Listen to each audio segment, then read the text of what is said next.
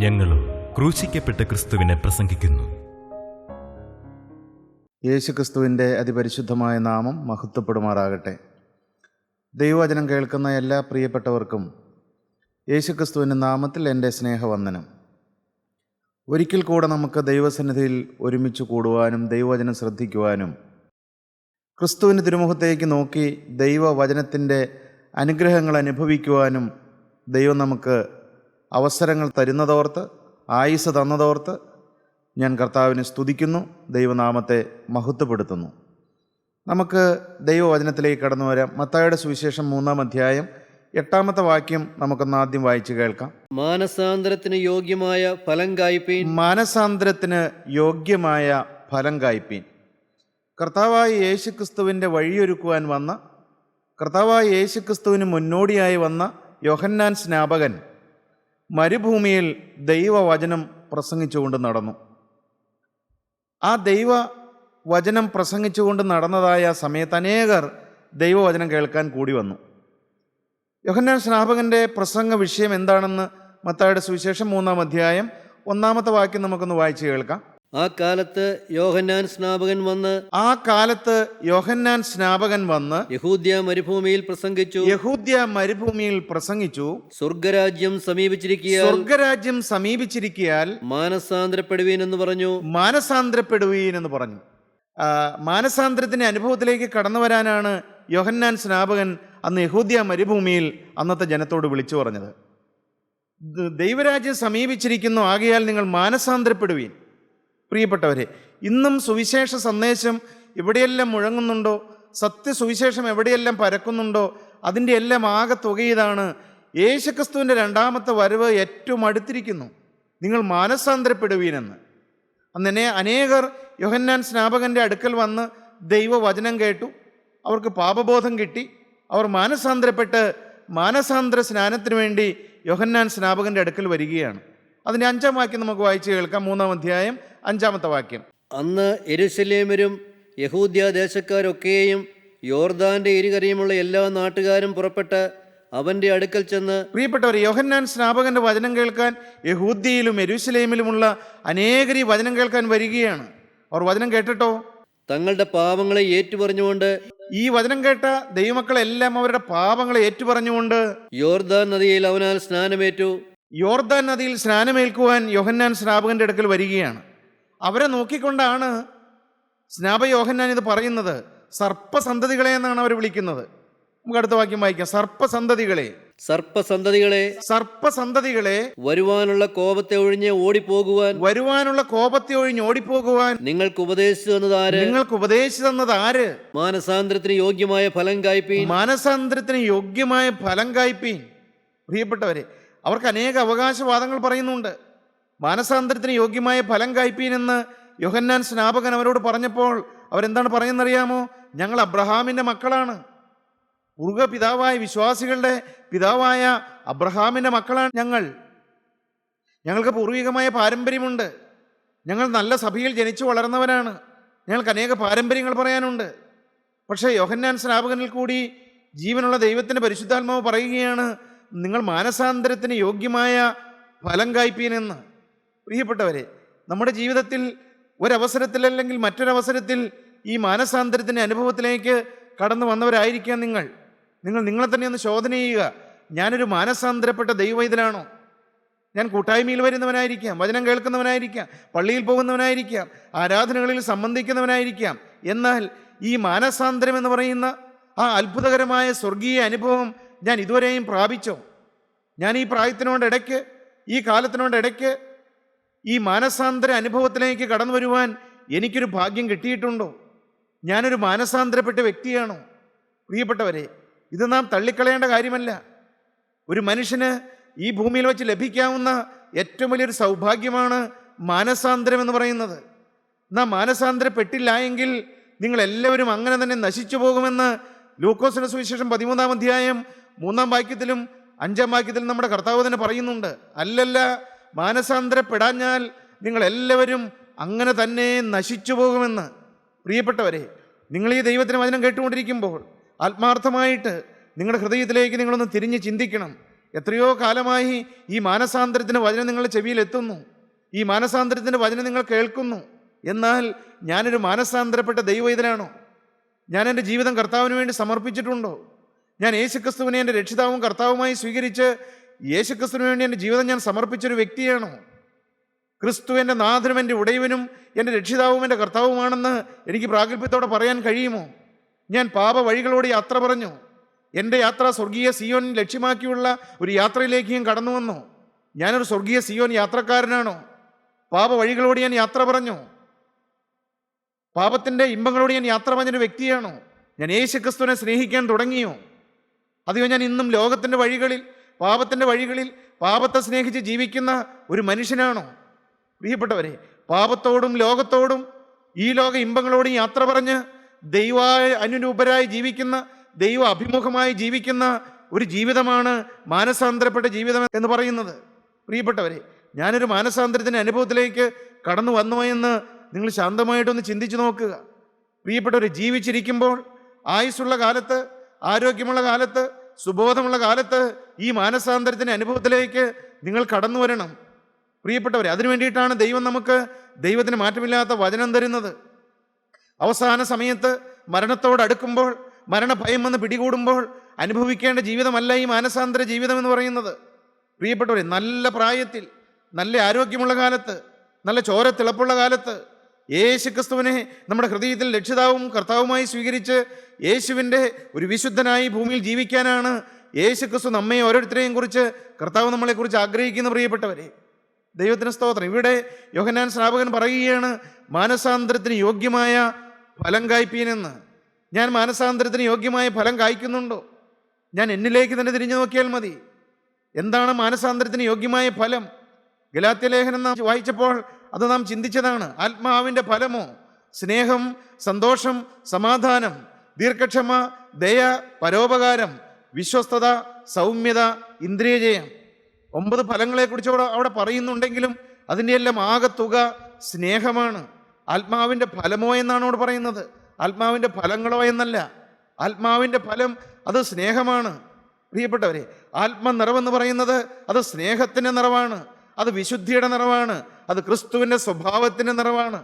നാം ഓരോരുത്തരും ഈ വചനത്തിൻ്റെ അടിസ്ഥാനത്തിൽ എൻ്റെ ഉള്ളിൽ വാസ്തവമായി തിങ്ങി വിങ്ങി വരുന്ന ഒരു സ്നേഹം എന്നിൽ വ്യാപരിക്കുന്നുണ്ടോ? ഈ സ്നേഹമാണോ എൻ്റെ ജീവിതത്തെ നയിക്കുന്നതായ ആ ഡ്രൈവിംഗ് ഫോഴ്സ് എന്ന് പറയുന്നത്? വാസ്തവമായൊരു സ്നേഹം എൻ്റെ ഉള്ളിലുണ്ടോ? എൻ്റെ ഭാര്യയോട്, എൻ്റെ മാതാപിതാക്കളോട്, എൻ്റെ മക്കളോട്, എൻ്റെ സഹവിശ്വാസികളോട് ഒരു നിർവ്യാജ സ്നേഹം എൻ്റെ ഉള്ളിലുണ്ടോ? അത് എൻ്റെ സ്നേഹം കാപട്യം നിറഞ്ഞതാണോ? പുറമെ ചിരിക്കുമ്പോഴും എൻ്റെ അകത്ത ഇഷ്ടക്കുറവും നീരസവും കയ്പും വിദ്വേഷവും പരിഭവങ്ങളും പരാതികളും ഉണ്ടോ? എൻ്റെ സ്നേഹം നിർവ്യാജമാണോ? ഒരു തികഞ്ഞ സ്നേഹം എൻ്റെ ഉള്ളിലുണ്ടോ? ക്രിസ്തുവിൻ്റെ മനോഭാവത്തോടെയുള്ളതായ ഒരു സ്നേഹം, എല്ലാം മറക്കുന്ന സ്നേഹം, എല്ലാം പൊറുക്കുന്ന സ്നേഹം, എല്ലാം വിട്ടുവീഴ്ച ചെയ്യുന്ന സ്നേഹം, എല്ലാം കണ്ടിട്ടും ഒന്നും കാണാത്തതുപോലെ ഇരിക്കുന്ന സ്നേഹിക്കുന്ന സ്നേഹം, ആ ഒരു സ്നേഹം എൻ്റെ ഉള്ളിലുണ്ടോ? മാനസാന്തരത്തിന് യോഗ്യമായ ഫലം കായ്പീനെന്ന്. നീ കായ്ച്ചില്ലെങ്കിലോ? 3-ാം അധ്യായം 10-ാം വാക്യം നമുക്ക് വായിച്ച് കേൾക്കാം. മത്തായിയുടെ സുവിശേഷം 3-ാം അധ്യായം 10-ാം വാക്യത്തിൽ അവിടെ യോഹന്നാൻ സ്നാപകൻ പറയുന്നുണ്ട്, ഫലം കായ്ച്ചില്ലെങ്കിലത്തെ അനുഭവം എന്താണ് എന്ന്. ഇപ്പോൾ തന്നെ വൃക്ഷങ്ങളുടെ ചുവട്ടിന് കോടാലി വെച്ചിരിക്കുന്നു. യോഹന്നാൻ സ്നാപകൻ പറയുകയാണ്, ഇപ്പോൾ തന്നെ വൃക്ഷങ്ങളുടെ ചുവടിന് കോടാലി വെച്ചിരിക്കുന്നു. നല്ല ഫലം കായ്ക്കാത്ത വൃക്ഷം എല്ലാം വെട്ടി തീയിലിട്ട് കളയുന്നു. പ്രിയപ്പെട്ടവരെ, ഇപ്പോൾ തന്നെ വൃക്ഷങ്ങളുടെ ചുവടിന് കോടാലി വെച്ചിരിക്കുന്നു. സഹോദര, നിന്റെ ജീവിതമാകുന്ന വൃക്ഷത്തിന് ദൈവം കോടാലി വെച്ചിട്ടുണ്ടോ? നീ ഫലം കായ്ക്കുന്നൊരു വ്യക്തിയാണോ? ഈ ആത്മാവിൻ്റെ ഫലം നിന്നിൽ നിന്ന് വരുന്നുണ്ടോ? ഇപ്പോൾ തന്നെ വൃക്ഷങ്ങളുടെ ചുവടിന് കോടാലി വെച്ചിരിക്കുന്നു. നല്ല ഫലം കായ്ക്കാത്ത വൃക്ഷമെല്ലാം വെട്ടി തീയിലിട്ട് കളയുന്നു എന്നാണ് ദൈവത്തിൻ്റെ വചനം. പ്രിയപ്പെട്ടവരെ, ഈ വചനത്തിന് മാറ്റമില്ലല്ലോ. നാം ഒന്ന് ചിന്തിച്ച് നോക്കണം. ഞാൻ ഫലം കായ്ക്കുന്നൊരു ആത്മീയനാണോ? ഞാൻ ഫലം കായ്ക്കാറായില്ല ഇതുവരെ. പ്രിയപ്പെട്ടവരെ, നാം ചിന്തിക്കണം. എത്രയോ നാളുകളായി ഈ ആത്മാവിൻ്റെ മാറ്റമില്ലാത്ത വചനം നാം കേൾക്കുന്നു. എന്നാൽ ഞാൻ ഇന്നും ഫലം കായ്ക്കുന്നൊരു വ്യക്തിയായി തീർന്നോ? എൻ്റെ പഴയ സ്വഭാവങ്ങളെല്ലാം മാറിയോ? ഞാനൊരു പുതിയ മനുഷ്യനായി തീർന്നോ? ഇല്ലെങ്കിൽ നാം ഭയപ്പെടണം. പ്രിയപ്പെട്ടവരെ, ഞാനും എൻ്റെ ജീവിതത്തിലേക്ക് തിരിഞ്ഞു നോക്കിക്കൊണ്ടാണ് ഇത് പറയുന്നത്. ഞാനും ഫലം കായ്ക്കുന്നൊരു വ്യക്തിയാണോ എന്ന് ഞാനും ചിന്തിക്കുകയാണ് ദൈവസന്നിധിയിലിരുന്ന്. ദൈവത്തിന് സ്തോത്രം. ഫലം കായ്ച്ചില്ലെങ്കിൽ ഇതെല്ലാം, ഫലം കായ്ക്കാത്ത വൃക്ഷമെല്ലാം വെട്ടി തീയിലിട്ട് കളയുന്ന ഒരു കാലം വരുന്നു എന്നാണ് യോഹന്നാൻ സ്നാപകൻ വിളിച്ചു പറഞ്ഞത്. നാം ചിന്തിക്കണം, എനിക്ക് ഇത്രയും പ്രായമായല്ലോ, ഇത്രയും കാലമായി ഞാൻ ദൈവത്തിന് വചനം കേൾക്കുന്നു, ഞാൻ ഇതുവരെയും ഫലം കായ്ച്ചു തുടങ്ങിയില്ലേ? ഫലം കായ്ക്കാൻ സമയമായില്ലേ? എബ്രായ ലേഖനം 5-ാം അധ്യായം 12-ാം വാക്യത്തിൽ അപ്പോസ്തലനായ പൗലോസ് എന്താണ് പറയുന്നത്? എബ്രായ ലേഖനം 5-ാം അധ്യായം 12-ാം വാക്യം: കാലം നോക്കിയാൽ ഇപ്പോൾ ഉപദേഷ്ടാക്കന്മാരായിരിക്കേണ്ടുന്ന നിങ്ങൾക്ക് ദൈവത്തിൻ്റെ അരുളപ്പാടുകളുടെ ആദ്യ ബാണങ്ങളെ തന്നെ വീണ്ടും ഉപദേശിച്ചു തരുവാൻ ആവശ്യമായിരിക്കുന്നു. പ്രിയപ്പെട്ട അപ്പോസ്തലൻ പറയുകയാണ്, കാലം നോക്കിയാൽ നിങ്ങളെല്ലാം ഉപദേഷ്ടാക്കന്മാരാകേണ്ട കാലമായി. എത്രയോ കാലമായി ദൈവത്തിന് വചനം കേൾക്കുന്നു. ഈ മാറ്റമില്ലാത്ത വചനം നാം, സത്യവചനം നാം കേൾക്കുന്നു. ഈ കാലം വെച്ച് നോക്കിയാൽ മകനെ, നീ ഒരു ഉപദേഷ്ടാവായി ദൈവത്തിൻ്റെ വചനം അനേകരെ പഠിപ്പിക്കുന്ന ഒരു ദൈവത്തിൻ്റെ വേലക്കാരനായി ഫലം കായ്ക്കുന്ന ഒരു ആത്മീയനായി തീരേണ്ട കാലമായല്ലോ. ഇത് കാലം നോക്കിയാൽ നിങ്ങളിപ്പോൾ തന്നെ ഉപദേഷ്ടാക്കന്മാരാകേണ്ട കാലമായി. പിന്നെയോ, നിങ്ങൾക്ക് ദൈവത്തിൻ്റെ അരുളപ്പാടുകളുടെ എന്നാൽ നിങ്ങൾക്ക് ദൈവത്തിന്റെ അരുളപ്പാടുകൾ ആദ്യ പാഠങ്ങളെ തന്നെ, ആ ദൈവത്തിന്റെ അരുളപ്പാടുകളുടെ ആദ്യ പാഠം തന്നെ വീണ്ടും ഉപദേശിച്ചു തരുവാൻ ആവശ്യമായിരിക്കുന്നു. വീണ്ടും ഉപദേശിച്ചു തരുവാൻ ആവശ്യമായിരിക്കുന്നതാണ് അപ്പോസ്തലൻ പറയുന്നത്. ഈ ദൈവവചനത്തിന്റെ ആദ്യ പാഠങ്ങൾ എന്താണ്? ഈ ആദ്യ പാഠം എന്ന് പറയുന്നത് അതാണ് മാനസാന്തരം. ഫലം കായ്ക്കേണ്ട സമയമായി, ഫലം കായ്ക്കേണ്ട കാലമായി. എന്നാൽ ഇന്ന് നിങ്ങൾക്ക് ഈ മാനസാന്തരത്തിൻ്റെ അനുഭവത്തെക്കുറിച്ച് നിങ്ങൾക്ക് പറഞ്ഞു തരേണ്ടിയിരിക്കുന്നു. കാരണം നിങ്ങളുടെ ജീവിതത്തിൽ ഇന്നും പഴയ സ്വഭാവം നിൽക്കുകയാണ്, പഴയ പ്രകൃതം നിൽക്കുകയാണ്. മാനസാന്തരപ്പെട്ടവരാണെന്നാണ് നിങ്ങൾ അഭിമാനിക്കുന്നത്. എന്നാൽ പഴയ സ്വഭാവം ഇതുവരെയും മാറിയിട്ടില്ല, പഴയ പ്രകൃതം ഇതുവരെയും മാറിയിട്ടില്ല. ഇന്നും ഞാൻ ലൗകികനായി, തനി ജഡീകനായിട്ടാണ് ജീവിക്കുന്നത്. ഇന്നും കോപം മാറിയിട്ടില്ല, ഇന്നും വാശി മാറിയിട്ടില്ല, ഇന്നും ദേഷ്യം മാറിയിട്ടില്ല, ഇന്നും ഫലം കായ്ച്ചു തുടങ്ങിയിട്ടില്ല.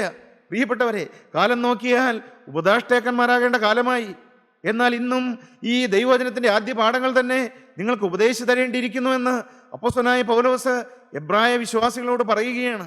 പ്രിയപ്പെട്ടവരെ, നമ്മുടെയും ജീവിതത്തിലേക്കും തിരിഞ്ഞു നോക്കുന്നത് നല്ലതാണ്. എത്രയോ കാലമായി ഞാൻ യേശുവിൻ്റെ പിന്നാലെ നടക്കുന്നു, മാനസാന്തരപ്പെട്ടിട്ട് എത്രയോ വർഷമായി. എന്നാൽ ഞാൻ ഫലം കായ്ച്ചോ? അതെയോ ഇന്നും ഞാൻ ആകാത്ത ഫലമാണോ കായ്ച്ചുകൊണ്ടിരിക്കുന്നത്? കൊരിന്ത്യയിലെ വിശ്വാസികളോടും അപ്പോസ്തലൻ ഇതേ കാര്യം തന്നെ പറയുന്നുണ്ട്. 1 കൊരിന്ത്യ ലേഖനം 3-ാം അധ്യായം 1 മുതലതായ വാക്യം വായിക്കുമ്പോൾ അവിടെ അപ്പോസ്തലൻ എന്താണ് പറയുന്നത്? എന്നാൽ സഹോദരന്മാരെ, നിങ്ങളോട് എനിക്ക് ആത്മീകരോടെന്ന പോലെയല്ല, ജഡീകന്മാരോടെന്ന പോലെ, ക്രിസ്തുവിൽ ശിശുക്കളായവരോടെന്ന പോലെ എത്രേ സംസാരിപ്പാൻ കഴിഞ്ഞുള്ളൂ. ജഡീകന്മാരോടെന്ന പോലെ. നിങ്ങൾ ഇന്നും ജഡീകന്മാരാണ്, നിങ്ങൾ ആത്മീയരായിട്ടില്ല. എന്നാൽ ഇവരെ കുറിച്ച് അപ്പോസ്തലൻ 1-ാം അധ്യായത്തിൽ പറയുന്നുണ്ട്. അവര് സ്വർഗത്തിലെ സകല ആത്മീക അനുഗ്രഹങ്ങളാലും അനുഗ്രഹിക്കപ്പെട്ടവരാണ്, കൃപാവരങ്ങളുള്ളവരാണ് കൊരിന്ത്യയിലെ ദൈവമക്കൾ. എന്നാൽ ഇവിടെ 3-ാം അധ്യായത്തിലേക്ക് അപ്പോസ്തലൻ വരുമ്പോൾ പറയുകയാണ്, നിങ്ങളോടൊരു ആത്മീയരാണെന്ന പോലെ എനിക്ക് സംസാരിക്കാൻ കഴിയുന്നില്ല. കാരണം ഇന്ന് നിങ്ങൾ ജഡീകരാണ്, ഇന്ന് നിങ്ങൾ ആത്മീയമായ ശിശുക്കളാണ്, ആത്മീയമായി നിങ്ങൾ ഇതുവരെയും വളർന്നിട്ടില്ല. ദൈവത്തിന് സ്തോത്രം. ആത്മീയരോടെന്ന പോലെ സംസാരിക്കാൻ കഴിയുന്നില്ല, ജഡീകന്മാരോടെന്ന പോലെ, ആത്മീയമായി ശിശുക്കളോടെന്ന പോലെ അത്രേ നിങ്ങളോട് എനിക്ക് സംസാരിക്കാൻ കഴിയുന്നുള്ളൂ. പിന്നെ ഭക്ഷണമല്ല പാലത്രേ ഞാൻ നിങ്ങൾക്ക് തന്നത്. കട്ടിയായിട്ടുള്ള ആഹാരം നിങ്ങൾക്ക് ഇതുവരെ തരാൻ നിങ്ങൾ അതിന് പ്രാപ്തിയായിട്ടില്ല. നിങ്ങൾ ഭക്ഷണമല്ല പാലത്രേ നിങ്ങൾക്ക് തരുവാൻ നിങ്ങൾ പ്രായമായിട്ടുള്ളൂ. പ്രിയപ്പെട്ടവർ, ഇതുവരെയും ആത്മീയമായ ഗൗരവമുള്ള കാര്യങ്ങൾ ഗ്രഹിക്കാൻ നിങ്ങൾ ഇതുവരെയും പ്രാപ്തരായിട്ടില്ല, നിങ്ങൾ ആത്മീയമായി വളർന്നിട്ടില്ല എന്ന് കൊരിന്ത്യയിലെ ദൈവമക്കളോട് അപ്പോസ്തലൻ പറയുകയാണ്. പ്രിയപ്പെട്ടവരെ, നാം ഇന്നും ഈ പാല് കുടിക്കുന്ന ശിശുക്കളെ പോലെയാണോ? എത്രയോ നാളായി ഈ മായമില്ലാത്ത പാല് നാം കുടിച്ചുകൊണ്ടിരിക്കുന്നു, എന്നാൽ കട്ടിയായുള്ള ആഹാരം നാം കഴിക്കാറായില്ലേ? പ്രിയപ്പെട്ടവരെ, ഞാനൊരു ആത്മീയനായി തീർന്നോ? അതെയോ ഞാൻ ഇന്നും ഒരു ജഡീകനാണോ? ജഡത്തിൻ്റെ സ്വഭാവങ്ങളാണോ എന്നെ നയിക്കുന്നത്, എന്നെ നിയന്ത്രിക്കുന്നത്? ഈ ജഡത്തിൻ്റെ പ്രകൃതങ്ങൾ, ജഡത്തിൻ്റെ സ്വഭാവങ്ങൾ, ജഡത്തിൻ്റെ ആഗ്രഹങ്ങൾ, ജഡത്തിൻ്റെ സന്തോഷങ്ങൾ, ജഡത്തിൻ്റെ സുഖങ്ങൾ, ജഡത്തിൻ്റെ ഇച്ഛകൾ, ഇതെല്ലാം മാറിക്കിട്ടിയോ? നിങ്ങളതിനു വേണ്ടി പോരാടുന്നുണ്ടോ? നിങ്ങൾ അതിനുവേണ്ടി ദൈവസന്നിധിയിൽ നിലവിളിക്കുന്നുണ്ടോ? എൻ്റെ കർത്താവേ, എൻ്റെ പഴയ മനുഷ്യൻ ഇതുവരെയും മരിച്ചിട്ടില്ലല്ലോ, എനിക്കിതുവരെയും ഫലം കായ്ക്കാൻ കഴിഞ്ഞിട്ടില്ലല്ലോ, എൻ്റെ പഴയ മനുഷ്യൻ ഇന്നും പ്രബലനായി നിൽക്കുകയാണല്ലോ. കർത്താവേ, എനിക്ക് ഫലം കായ്ക്കാൻ കഴിയുന്നില്ല, പഴയ ആളത്വം ഇന്നും ഇതാ പച്ചയായിട്ട് നിൽക്കുകയാണ്. ജഡത്തിൻ്റെ ആഗ്രഹങ്ങൾ, ജഡത്തിൻ്റെ ഇച്ഛകൾ, ജഡത്തിൻ്റെ മോഹങ്ങൾ, ജഡത്തിൻ്റെ സന്തോഷങ്ങൾ എല്ലാം ഇങ്ങനെ എന്നെ അടിമപ്പെടുത്തിക്കൊണ്ടിരിക്കുകയാണ്. അപ്പോസ്തലനായ പൗലോസ് റോമാലേഖനം 7-ാം അധ്യായത്തിൽ അപ്പോസ്തലൻ പറയുന്നുണ്ട്, അയ്യോ ഞാൻ അരിഷ്ട മനുഷ്യൻ, അയ്യോ ഞാൻ ജഡമയൻ, ഈ ജഡത്തിൻ്റെ പ്രവൃത്തികളിൽ നിന്ന് എനിക്ക് രക്ഷയില്ലല്ലോ. അപ്പോസ്തലൻ നിലവിളിക്കുന്നുണ്ട്, അയ്യോ ഞാൻ അരിഷ്ട മനുഷ്യൻ, ഞാനോ ജഡമയൻ, എനിക്ക് നന്മ ചെയ്യണമെന്ന് ആഗ്രഹമുണ്ട്, പക്ഷേ എനിക്ക് ചെയ്യാൻ കഴിയുന്നില്ല. കാരണം ഇതാ നന്മയെന്നിൽ ഒരു വലിയ പാപപ്രമാണം എന്നിൽ കഴിയുകയാണ്. പ്രിയപ്പെട്ടവരെ, നിങ്ങളുടെ അനുഭവം അങ്ങനെയാണോ? നിങ്ങൾ ദൈവസന്നിധിയിൽ നിലവിളിക്കാറുണ്ടോ? ഞാനൊരു ജഡീകനാണ് നിങ്ങൾ തിരിച്ചറിയുന്നുണ്ടോ? എൻ്റെ ആളത്വം ഇതുവരെയും മാറിയില്ല എന്നുള്ള ആ ഒരു വേദന നിങ്ങളുടെ ഉള്ളിലുണ്ടോ? ഞാനിന്നും ഒരു ആത്മീയനായിട്ടില്ലല്ലോ, എൻ്റെ കാഴ്ചപ്പാടുകൾ മാറിയിട്ടില്ലല്ലോ, എൻ്റെ സ്വഭാവം മാറിയിട്ടില്ലല്ലോ. ആ ഒരു വേദന, ആ ഒരു അയ്യംവിളി നിങ്ങളുടെ ഉള്ളിലുണ്ടോ? അയ്യോ, ഞാൻ അരിഷ്ട മനുഷ്യൻ എന്നാണ് അപ്പോസ്തലനായ പൗലോസ് പറയുന്നത്. അപ്പോസ്തലൻ മാനസാന്തരപ്പെട്ടതല്ലേ? മാനസാന്തരപ്പെട്ടതാണ് പ്രിയപ്പെട്ടവരെ. അപ്പോസ്തലൻ മാനസാന്തരപ്പെട്ടതാണ്. ദമസ്കോസിന്റെ പടിവാതിക്കൽ വെച്ച് ആ വലിയ ദൈവ സ്നേഹത്തിൻ്റെ ആ വലിയ പ്രകാശം അപ്പോസ്തലനെ ശൗലിനെ ദമസ്കോസിന്റെ പടിവാതിക്കൽ അവിടെ വെട്ടി വീഴ്ചതായിരുന്നു. അന്ന് അപ്പോസ്തലൻ മാറിയതാണ്, പഴയ മനുഷ്യൻ മരിച്ചതാണ്. എന്നാൽ പിന്നീട് മുമ്പോട്ട് വരുമ്പോൾ അപ്പോസ്തലന്റെ ജീവിതത്തിൽ ആ പഴയ മനുഷ്യൻ, ആ പഴയ പ്രകൃതം, ആ പഴയ പാപ സ്വഭാവം എല്ലാം ഇങ്ങനെ പച്ചയായി നിൽക്കുന്നത് അപ്പോസ്തലൻ കാണുകയാണ്. നന്മ ചെയ്യണമെന്ന് എനിക്കുണ്ട്, പക്ഷേ പ്രവർത്തിക്കുന്നതോ തിന്മയാണ്. സഹോദരങ്ങളെ, നിങ്ങളിങ്ങനെ വലയുന്നവരാണോ? നിങ്ങൾ ദൈവസന്നിധിയിൽ കരയുന്നവരാണോ?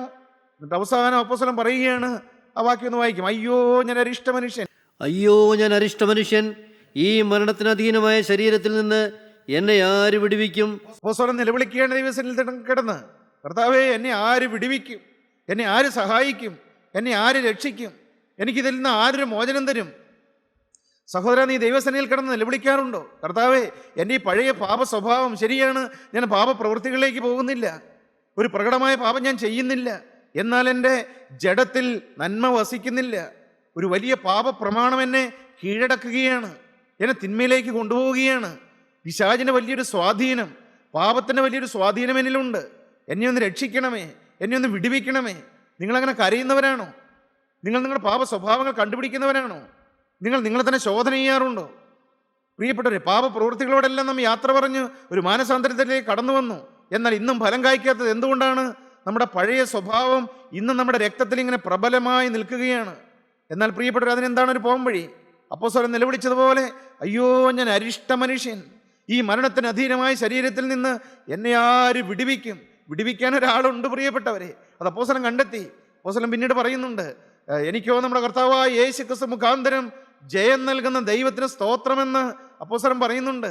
നമ്മുടെ കർത്താവായ യേശു ക്രിസ്തു മുഖാന്തരം ജയം നൽകുന്ന ദൈവത്തിന് സ്തോത്രമെന്ന്. പരാജയപ്പെട്ടൊരു കാലമുണ്ട്, വീണ് കിടന്നൊരു കാലമുണ്ട്, തോറ്റുപോയൊരു കാലമുണ്ട്, നിരാശപ്പെട്ടൊരു കിടന്നൊരു കാലമുണ്ട്. എന്നാൽ ഇന്ന് അപ്പോസ്തലൻ പറയുകയാണ്, എനിക്കൊരു മുഖാന്തരം, ജയം തരുന്ന ഒരു മുഖാന്തരത്തെ ഞാൻ കണ്ടെത്തി. അത് അവൻ ആരാണ്? യേശു ക്രിസ്തുവാണ്. സഹോദരാ, നിന്നെ വിടുവിക്കുന്നൊരു ദൈവമുണ്ട്. നീ കരഞ്ഞാൽ, നീ നിലവിളിച്ചാൽ, നീ അയ്യം വിളിച്ചാൽ, നീ ഒരു ആവശ്യക്കാരനായി യേശു ക്രിസ്തുവിന്റെ ക്രൂശിൻ ചൂട്ടിൽ വന്ന്, കർത്താവേ, എൻ്റെ സ്വഭാവം എനിക്കൊന്ന് മാറ്റിത്തരണമേ, എൻ്റെ പഴയ പ്രകൃതം എനിക്കൊന്ന് മാറ്റിത്തരണമേ, എന്നെ ഒരു ആത്മീയനാക്കണമേ, എന്നെ ഒരു ഫലം കായ്ക്കുന്ന ഒരു ആത്മീയനാക്കി തീർക്കണമേ എന്ന് നീ ദൈവസന്നിധിയിൽ ക്രൂശിന് ചൂട്ടിൽ കിടന്നുകൊണ്ട് ആ രക്തം വാർന്നൊലിക്കുന്ന ക്രൂശിനെ കെട്ടിപ്പിടിച്ചുകൊണ്ട് നീ ഒരു ആവശ്യക്കാരനായി, അല്ല, നീ ഒരു അത്യാവശ്യക്കാരനായി യേശുവിൻ്റെ നാമം വിളിച്ച് അപേക്ഷിച്ചാൽ, യേശുവിൻ്റെ ക്രൂശിൽ നീ വിശ്വസിച്ചാൽ, യേശുവിൻ്റെ രക്തത്തിൽ നീ ആശ്രയിച്ചാൽ, നിനക്ക് ജയം തരുന്നവനായൊരു ദൈവമുണ്ട്. യേശു ക്രിസ്തു ജീവിക്കുന്നുണ്ട്. നിനക്ക് ആഗ്രഹമുണ്ടോ? നിനക്കൊരു ജയജീവിതം നിനക്ക് ആഗ്രഹമുണ്ടോ? എനിക്കൊരു വിശുദ്ധനായി ജീവിക്കണമെന്ന് നിന്റെ ഹൃദയം ആഗ്രഹിക്കുന്നുണ്ടോ? പാപം പറ്റാത്തൊരു ജീവിതം ഈ ഭൂമിയിൽ വെച്ച് എനിക്കുമത് സമ്പാദിക്കണമെന്ന് മകനെ നിന്റെ ഹൃദയം കൊതിക്കുന്നുണ്ടോ? നിന്റെ ഹൃദയം വാഞ്ചിക്കുന്നുണ്ടോ? ഉണ്ടെങ്കിൽ സാധിപ്പിച്ചു തരുന്നൊരു ദൈവമുണ്ട്. നിനക്ക് ആഗ്രഹമുണ്ടെങ്കിൽ, നിനക്ക് മനസ്സുണ്ടെങ്കിൽ, നിനക്ക് യേശുവിന് വേണ്ടി ജീവിക്കണമെന്ന് ഒരു താല്പര്യം നിനക്കുണ്ടെങ്കിൽ സാധിപ്പിക്കാനാണ് യേശു ഇന്നും ജീവിക്കുന്നത്. സഹോദരൻ, നീ പാപത്തോട് യാത്ര പറയൂ. നിന്റെ ഒന്നുമില്ലായ്മ നീ സമ്മതിക്കൂ. നിന്റെ അല്പത്വം നീ ദൈവസന്നിധിയിൽ സമ്മതിക്കൂ. നിന്റെ പരാജയം നീ ദൈവസന്നിധിയിൽ സമ്മതിക്കൂ. കർത്താവേ, ഞാൻ പരാജയപ്പെട്ടവനാണ്, എനിക്ക് തന്നെത്താൻ ജയം നേടാൻ സാധ്യമല്ല, എനിക്കിൽ നിന്നൊരു ജയം കിട്ടുന്നില്ല, എന്നെ ഒന്ന് സഹായിക്കണമേ എന്ന് നീ യേശു ക്രിസ്തുവിൻ്റെ ആ നാമം വിളിച്ച് അപേക്ഷിച്ച്, അവൻ്റെ ക്രൂശുമരണത്തിൽ വിശ്വസിച്ച്, അവൻ്റെ തിരുരക്തത്തിൽ ആശ്രയിച്ച് നീ അവനോട് അപേക്ഷിച്ചാൽ നിനക്ക് ജയം തരുന്നവനായൊരു ക്രിസ്തുവുണ്ട്. പ്രിയപ്പെട്ടവരെ, ഫലം കായ്ക്കാൻ നമ്മെ സഹായിക്കുന്നവനായൊരു ആത്മാവുണ്ട്. ദൈവത്തിന് സ്തോത്രം. നിങ്ങൾക്ക് ആഗ്രഹമുണ്ടോ ഒരു ഫലകരമായ ക്രിസ്തു ജീവിതം നയിക്കണമെന്ന്? ഒരു ഫലം കായ്ക്കുന്ന മുന്തിരിവള്ളിയായി എനിക്കെൻ്റെ ഭവനത്തിൽ നിൽക്കണമെന്ന്?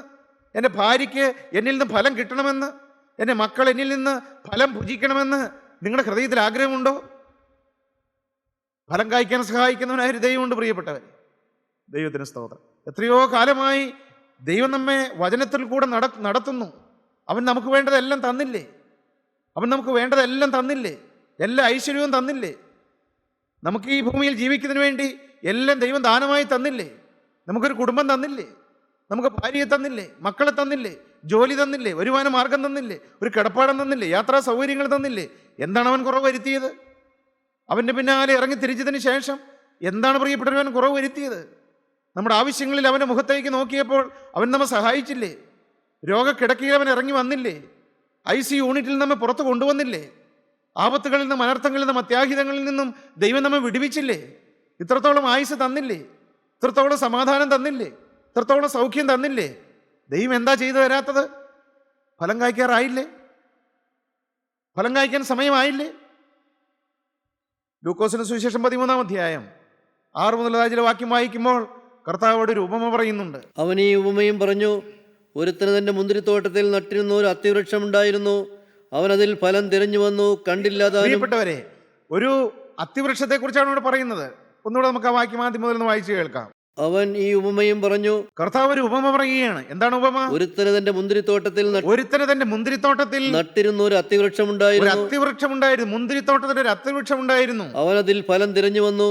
പ്രിയപ്പെട്ടവരെ, അവൻ അതിൽ ഫലം തിരഞ്ഞു വന്നു, കണ്ടില്ലാതാനും. അവൻ തോട്ടക്കാരനോട് ഞാനിപ്പോൾ 3 സംവത്സരമായി. പ്രിയപ്പെട്ടവരെ, ഈ മുന്തിരിത്തോട്ടത്തിൽ നിൽക്കുന്ന ഈ അത്തിവൃക്ഷത്തിൽ ഫലം തിരിഞ്ഞു വരികയാണ് അതിന്റെ ഉടമസ്ഥൻ. 3 വർഷമായി ഫലം തിരിഞ്ഞു വരികയാണ്. ദൈവത്തിന് സ്തോത്രം. എന്നിട്ടോ കാണുന്നില്ലതാനും. അതിനെ വെട്ടിക്കളയുക. അത് നിലത്തെ നിഷ്ഫലമാക്കുന്നത് എന്തിനെന്ന് പറഞ്ഞു. അത് നിലത്തെ നിഷ്ഫലമാക്കുന്നത് എന്തിനാ? അതിന് വെട്ടിക്കളയുക എന്നാണ് പറയുന്നത്. 3 വർഷമായിട്ട് യേശുക്രിസ്തു ഫലം തിരിഞ്ഞു വരികയാണ്. അവൻ പ്രതീക്ഷയോടെയാണ് വന്നത്. പ്രിയപ്പെട്ട സഹോദര, യേശുക്രിസ്തുവിനെ പ്രതീക്ഷയോടെ നിന്റെ അരികത്ത് നിൽക്കുകയാണ്. പ്രതീക്ഷയോടെ നിന്റെ മുഖത്തേക്ക് നോക്കുകയാണ്. നിന്നിൽ നിന്ന് ഫലം വല്ലതും കിട്ടുമെന്നാണ് അവൻ വിചാരിക്കുന്നത്. അവൻ പ്രതീക്ഷിച്ചാണ് വന്ന് നിൽക്കുന്നത്. നിന്നിൽ നിന്ന് ഫലം വല്ലതും കിട്ടുമോ? എത്രയോ വർഷമായി പ്രതീക്ഷയോടെ അവൻ നിന്റെ പിന്നാലെ നടക്കുകയാണ്. പ്രതീക്ഷയോടെയാണ് അവൻ വരുന്നത്. ആദ്യത്തെ വർഷം വന്നപ്പോൾ ഫലം കായ്ച്ചില്ല, സാരമില്ല എന്ന് വെച്ചു. 2ാമത്തെ വർഷവും ഇതിൻ്റെ യജമാനൻ വരികയാണ്. 2ാമത്തെ വർഷം വന്നപ്പോഴും ഫലം കായ്ച്ചില്ല, സാരമില്ല എന്ന് വെച്ചു. ഇതാ 3-ാം വർഷം കടന്നു വന്നിരിക്കുകയാണ് യജമാനൻ. അത്തിവൃക്ഷത്തിൽ ഫലം കാണുന്നില്ല. എന്താണ് യജമാനൻ പറഞ്ഞത്? വെട്ടിക്കളയുക. നിലത്തെ എന്തിനാണ് നിഷ്ഫലമാക്കുന്നത്? ഞാനിതിന് വെള്ളവും വളവും എല്ലാം പരിചരണങ്ങളും ചെയ്തിട്ടും എന്തിനാണ് ഈ നിലത്തെ നിഷ്ഫലമാക്കുന്നത്? പ്രിയപ്പെട്ടവരെ, നമുക്ക് തരേണ്ടതെല്ലാം കർത്താവ് തന്നില്ലേ? നമുക്ക് ചെയ്തു തരേണ്ട അനുഗ്രഹങ്ങളെല്ലാം കർത്താവ് ചെയ്തു തന്നില്ലേ? നമുക്ക് ആർക്കെങ്കിലും കർത്താവ് കടക്കാരനായിരുന്നോ? നമുക്ക് ആരോടെങ്കിലും കർത്താവ് കടക്കാരനായിരുന്നോ? അവൻ്റെ പിന്നാലെ ഇറങ്ങി തിരിച്ചതിന് ശേഷം, അവന് വേണ്ടി ജീവിതം സമർപ്പിച്ചതിന് ശേഷം, അവൻ്റെ വേല ചെയ്തതിന് ശേഷം എവിടെയെങ്കിലും കർത്താവ് നമുക്കൊരു മുടക്കം വരുത്തിയോ? ഏതെങ്കിലും ഒരു അനുഗ്രഹം അവൻ തടഞ്ഞു വെച്ചോ? നമ്മുടെ പ്രാർത്ഥന കേൾക്കാൻ അവൻ മറുപടി തന്നില്ലേ? നമ്മുടെ കണ്ണുനീരവൻ തുടച്ചു തന്നില്ലേ? രോഗക്കിടക്കയിലായിരുന്നപ്പോൾ, ആപത്തിൻ്റെയും അനർത്ഥങ്ങളുടെയും മധ്യത്തിൽ നാം അവനെ വിളിച്ചപേക്ഷിച്ചപ്പോൾ അവൻ നമ്മെ സഹായിച്ചില്ലേ? ഇവൻ എന്ത് അനുഗ്രഹമാണ് പ്രിയപ്പെട്ടവരെ നമുക്ക് മുടക്കിയത്? ചോദിച്ചതിലും നിലച്ചതിലും എല്ലാം അത്യന്തം പരമായി മകനെ യേശുക്രിസ്തുവിനെ അനുഗ്രഹിച്ചില്ലേ? അവൻ നിന്നെ വളർത്തിയില്ലേ? അവൻ നിന്നെ പോറ്റി പുലർത്തിയില്ലേ? അവൻ നിന്നെ തലമുറകളുടെ കാര്യം അന്വേഷിച്ചില്ലേ? ഈ ദൈവം നിനക്ക് വിശ്വസ്തനായിരുന്നില്ലയോ? നീ ഫലം കായ്ച്ചോ? ഇതവൻ വീണ്ടും വന്നിരിക്കുകയാണ്. വന്നപ്പോൾ ഫലം കാണുന്നില്ല. കർത്താവ് പറയുകയാണ്, വെട്ടിക്കളയുക. എന്തിനാണ് ഈ നിലത്തെ നിഷ്ഫലമാക്കുന്നത്? നമ്മോടുള്ള വാക്കാണ് പ്രിയപ്പെട്ടവരെ, ഇതെന്നോടുള്ള വാക്കായിട്ട് ഞാൻ കരുതുകയാണ്. വെട്ടിക്കളയുക. എന്തിനാണ് നിലത്തെ നിഷ്ഫലമാക്കുന്നത്? അതിന് തോട്ടക്കാരൻ എന്താണ് പറഞ്ഞത്? അതിനവൻ കർത്താവേ, ഞാൻ അതിന് ചുറ്റും കിളച്ച് വളമിടുവോളം ഈ ആണ്ടും കൂടെ നിൽക്കട്ടെ. മേലാൽ കായ്ച്ചെങ്കിലോ ഇല്ലെങ്കിൽ വെട്ടിക്കളയാമെന്ന് ഉത്തരം പറഞ്ഞു. വെട്ടിക്കളയാമെന്ന് പറയുകയാണ്. തോട്ടക്കാരൻ വന്ന് പറയുകയാണ് യജമാനനോട്, യജമാനനെ 1 വർഷം കൂടി ഒന്ന് നീട്ടിക്കൊടുക്കാൻ നമുക്ക് ആയുസ്. 1 വർഷം കൂടെ മേലാൽ കായ്ച്ചെങ്കിലോ, ഞാൻ ഒന്നുകൂടി ഒന്ന് വളമിട്ട് നോക്കട്ടെ. പ്രിയപ്പെട്ടവരെ, നമുക്ക് വേണ്ടി ദൈവസന്നിധിയിൽ അഭയാചന ചെയ്യുന്ന ആ ക്രിസ്തുവിൻ്റെ സ്നേഹത്തിൻ്റെ സ്വരമാണ് നാം കേൾക്കുന്നത്. ആ സ്വരം നിന്റെ ചെവിയിൽ എത്തുന്നുണ്ടോ? വെട്ടിക്കളയേണ്ടവനാണ് ഞാനും നിങ്ങളും, അല്ലേ പ്രിയപ്പെട്ടവരെ? ഇതുവരെ ഫലം കായ്ച്ചോ? ഇതുവരെ കായ്ച്ചില്ലല്ലോ. കായ്ക്കേണ്ട സമയം കഴിഞ്ഞില്ലേ? കായ്ക്കേണ്ട സാഹചര്യങ്ങളെല്ലാം ദൈവം ഒരുക്കി തന്നില്ലേ? എല്ലാ അനുഗ്രഹങ്ങളും അവൻ തന്നില്ലേ? അവനൊരു കൂട്ടായ്മ തന്നില്ലേ? അവൻ നമുക്ക് വചനം തന്നില്ലേ? അവനൊരു മാനസാന്തരം തന്നില്ലേ? അവനെല്ലാം ചെയ്തു തന്നില്ലേ? അവൻ എവിടെയാണ് മുടക്കം വരുത്തിയത്? എല്ലാം ചെയ്തു തന്നിട്ടും ഇതുവരെയും ഫലം കായ്ക്കാത്ത ഒരു അത്തിവൃക്ഷമാണെന്ന് സമ്മതിച്ചുകൊണ്ട് നമുക്കിപ്പോൾ ക്രൂശിൻ്റെ ചൂടിലേക്ക് വരാം. ഒരു നിമിഷം നമ്മുടെ കണ്ണുകളെ അടച്ചുകൊണ്ട് നമ്മുടെ അവസ്ഥ തിരിച്ചറിഞ്ഞുകൊണ്ട്, കർത്താവേ, ഇതുവരെയും ഫലം കായ്ച്ചില്ല, ഫലം കായ്ക്കേണ്ട സമയം കഴിഞ്ഞു കർത്താവേ, ഇനി ഫലം കായ്ക്കേണ്ടതായ എല്ലാ സാഹചര്യങ്ങളും എനിക്ക് ചെയ്തു തന്നു, എന്നാൽ ഞാൻ ഫലം കായ്ച്ചില്ല. ഇത് വെട്ടിക്കളയേണ്ടവനാണ്. എന്നാൽ എനിക്ക് വേണ്ടി കാൽവറിയിൽ യാഗമായി തീർന്ന ക്രിസ്തുവിൻ്റെ ആണിപ്പാടുള്ള കരവുമായി അവന് തിരുരക്തവും കാണിച്ചുകൊണ്ട് പിതാവിൻ്റെ സന്നിധിയിൽ എനിക്ക് വേണ്ടി മധ്യസ്ഥ അണയ്ക്കുന്ന ആ ക്രിസ്തുവിൻ്റെ സ്നേഹം ഞാൻ കാണുകയാണ്. യജമാനനെ, ഒരു പ്രാവശ്യം കൂടി, ഒരു വർഷം കൂടെ നമുക്കൊന്ന് നോക്കാം. മേലാൽ കായ്ച്ചെങ്കിലും ഞാൻ ഒന്നുകൂടെ ഒന്ന് പരീക്ഷിച്ച് നോക്കട്ടെ, ഒരവസരം കൂടെ ഒന്ന് കൊടുത്തു നോക്കട്ടെ. പ്രിയപ്പെട്ട സഹോദര, നിന്റെ അടുക്കൽ വന്ന് യേശു ക്രിസ്തു പറയുകയാണ്, മകനെ, നിന്നെ വെട്ടിക്കളയേണ്ടവനായിരുന്നു, എന്നാൽ ഞാൻ നിനക്ക് വേണ്ടി പിതാവിൻ്റെ സന്നിധിയിൽ എൻ്റെ ആണിപ്പാടുള്ള കരം നീട്ടിക്കൊണ്ട് അവനോട് മധ്യസ്ഥ അണയ്ക്കുകയാണ്. മേലാൽ കായ്ച്ചെങ്കിലോ.